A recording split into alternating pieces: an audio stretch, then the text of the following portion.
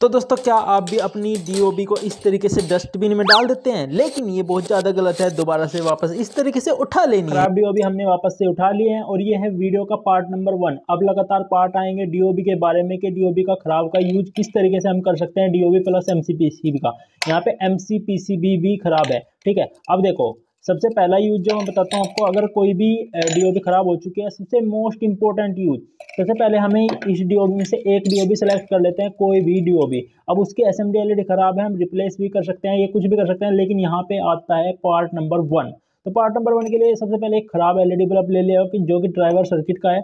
इसे खोल लेंगे, ओपन कर लेंगे, देख लेंगे क्या खराब है। यहाँ पे जो खराब है इसकी एमसीपीसीबी बिल्कुल ओके है। यहाँ पे जो खराब है इसका ड्राइवर सर्किट खराब है। अब ये ड्राइवर सर्किट में कुछ भी हो सकता है, हम टेंशन नहीं लेंगे, ठीक है, क्योंकि ये जल चुका है। मानने की बात है कि जल चुका है, बिल्कुल खत्म हो चुका है। तो हम क्या करेंगे, हम इसे बिल्कुल निकाल करके यहाँ से हटा देंगे। इस तरीके से हमने इसे हटा दिया है। अब हमारा ड्राइवर सर्किट निकल चुका है, तो मेन पार्ट निकल चुका है। तो अब हमारे पास ये खाली बचा है बिल्कुल।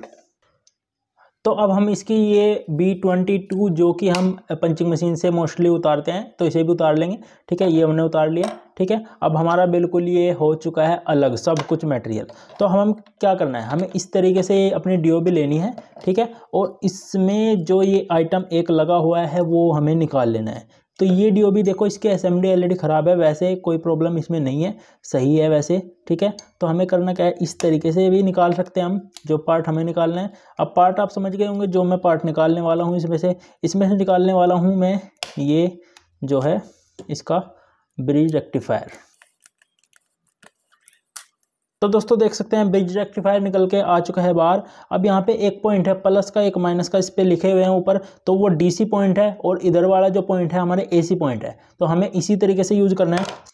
तो दोस्तों उसके बाद सिंपल सा हमें एक पीएफ चाहिएगा 155J 450 वोल्ट का, और इस पर एक रेजिस्टेंस लगती है 560 के की, जो इसे डिस्चार्ज करती रहेगी। अगर आप लगाना चाहते हैं तो लगा सकते हैं, अदरवाइज कोई प्रॉब्लम नहीं है, बस ये करंट रोकता रहेगा, ठीक है, क्योंकि उससे बल्ब ग्लो करता रहता है धीमा धीमा, ठीक है। और करंट भी थोड़ा लग सकता है B22 पे, पीछे हाथ ना लगाएं।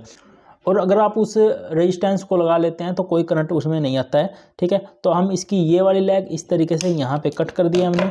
तो उसके बाद इसे हम इस तरीके से मोड़ देते हैं, ये बैंड कर दिया हमने। अब हमें ये जो पार्ट लिया था हमने, ये एसी पॉइंट की तरफ लगाना है, हमें प्लस माइनस देख लेना है, प्लस माइनस के हिसाब से नहीं लगाना है। दूसरी साइड में हमें इस पॉइंट से इस तरीके से इसे कनेक्ट कर देना है।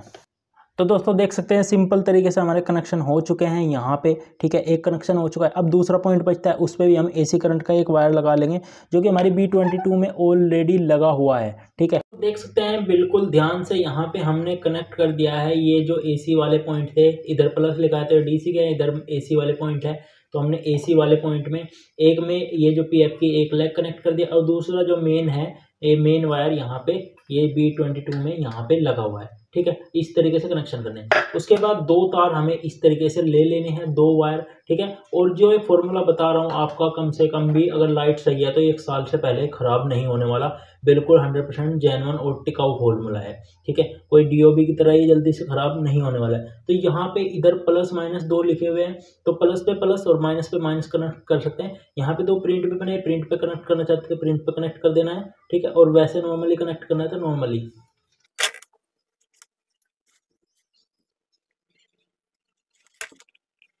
तो दोस्तों अब देख सकते हैं हमने सिंपल ही यहाँ पे वायर कनेक्ट कर दिए हैं ब्रिज रेक्टिफायर पे, एक प्लस पे प्लस और माइनस पे माइनस हमारी कनेक्ट हो चुकी हैं, ठीक है। तो हमारे ये जो आधा सर्किट बन करके तैयार हो चुका है। अब हमें करना क्या है, इस तरीके से इस जो पिन को है इस तरीके से मोड़ देना है। मोड़ने के बाद ये जो सामने हमने इस तरीके का होल क्लियर कर लिया है B22 का, उसमें इस तरीके से इस पिन को लगा देना है। यहाँ पे देख करके अच्छे से कनेक्ट कर देना है, इसके अंदर से बाहर निकल जाएगा ये। तो ये हमारा लग चुका है और बाहर निकल चुका है, ठीक है। बाहर निकलने के बाद इस तरीके से दिख रहा है, तो इसे इस तरीके से मोड़ देना है। उसके बाद इस पे हमें सोल्डरिंग कर देनी है। तो दोस्तों देख सकते हैं हमारी सोल्डरिंग हो चुकी है। अब हमारा ये सर्किट बिल्कुल ध्यान से समझना आप, बीच में आ चुका है सेंटर में, और ये हमारी जो डीओबी कट की थी ये भी बिल्कुल बीच में है। अगर यहाँ पे एल्युमिनियम की नहीं है गलती हो गई, जल्दीबाजी में इस तरह का बल्ब ले लिया है। एल्यूमिनियम की अगर होती तब भी ये बिल्कुल टच नहीं हो पाता, क्योंकि इसमें काफ़ी मोटा तार होता है, तो वो ना इधर हिलने देगा ना इधर हिलने देगा। ये देखिए किस तरीके से भी अगर मैं झटका भी लगाऊं ना तब भी वो जलने नहीं देगा, बीच में ही सेंटर में रहेगी, तो इससे ना कोई टचिंग रहेगी ना कोई प्रॉब्लम रहेगी। देख लो, ये देख सकते हैं इस तरीके से। ठीक है, ये हो चुका है हमारा। उसके बाद हमें MCPCB ये ले लेनी है और लगा देनी है। अब हमारे पास दो ऑप्शन आते हैं, जो हमें यहाँ पे एक कैपेसिटर भी लगाना है, लेकिन हमारे पास दो ऑप्शन है किस तरीके से लगाना है। अब ये जो वायर है थोड़ी लंबी हो गई है, इन्हें यहाँ से कट करना है हमें। दोस्तों देख सकते हैं सिंपली हमने दोनों वायर्स में कट कर लिए हैं। कट करने के बाद हमने प्लस पे प्लस और माइनस पे माइनस कनेक्ट कर दिया है इस तरीके से। तो इस तरीके से कनेक्ट हो चुका है, लेकिन इसमें बाद में एक ट्विस्ट है कि इस तरीके से आपको नहीं चलाना है कि डायरेक्ट लगाया होल्डर में और चालू नहीं होगा। चालू हो जाएगा, सॉरी, MCPCB तुरंत ही उड़ जाएगी।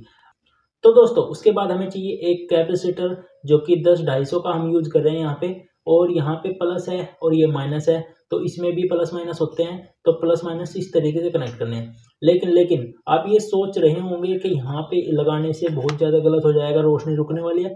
तो ऐसा कुछ नहीं होगा, जिस तरीके से मैं आपको बताऊंगा कि रोशनी डाउन नहीं होने वाली है। तो ये देखो, बस इसका करना क्या है, हमें इस तरीके से सेट कर देना है। वैसे ये जो छोटा अगर होता तो और अच्छा था, ठीक है। इसकी हाइट थोड़ी बड़ी है, तो इस वजह से थोड़ी प्रॉब्लम कर रहा है, ठीक है। अगर आप लेंगे तो थोड़ी छोटी हाइट का ले लेना, क्योंकि छोटी हाइट में अब अवेलेबल हो चुके हैं। हमने इस सीरीज में कर दिया है कनेक्ट, तो इसे लगाते हैं अभी। तो दोस्तों देख सकते हैं हमारी लाइट ग्लो करने लग गई है, बल्ब ऑलरेडी ग्लो कर रहा है पक्का।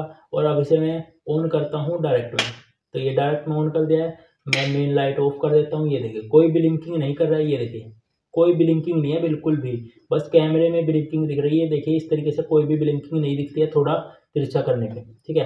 तो अब बारी आती है इस पर डिफ्यूजर लगाने की, कि डिफ्यूजर लगाने पे क्या फ़र्क पड़ेगा।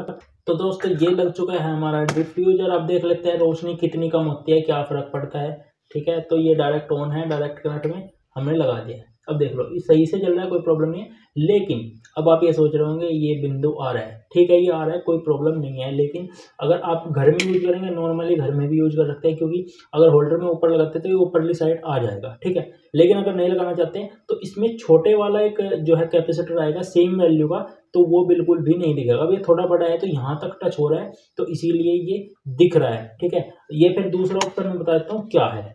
इस तरीके से ओपन करना है, खोलना है इसको, ठीक है। उसके बाद सबसे पहले हमें इस तरीके से काम करने से पहले टच इस तरीके से कर देना है, जिससे कि देखो करंट इसका निकल जाए, ठीक है। अगर 560 के की रहती तो ये नहीं होता, ठीक है। अब इसे खोल करके अगर हमें लगाना है तो जहाँ पे ब्रिज रेक्टिफायर पे प्लस माइनस के ये दो वायर लगे हैं वहीं पे हमें इसे भी कनेक्ट कर देना है। अगर अंदर सेट करना है तो अंदर ये इसी तरीके से। कमेंट में जल्दी से बताओ कि वीडियो कैसी लगी। वीडियो को एक लाइक और चैनल को सब्सक्राइब जरूर करें। अब इसके लाइफ की बात कर लेते हैं। अगर सही लाइट आ रही है सिटी एरिया तो 1 साल से पहले ये ख़राब नहीं होगा, 1 साल कम से कम चल जाएगा। अब ये RC ड्राइवर के तौर पे काम करेगा, RC ड्राइवर ही बन चुका है। अगर गाँव का एरिया तो 6 महीने आराम से चल जाएगा। आप इसे वारंटी गारंटी में ईजिली सेल कर सकते हैं। तो मिलते हैं नेक्स्ट वीडियो में, थैंक यू।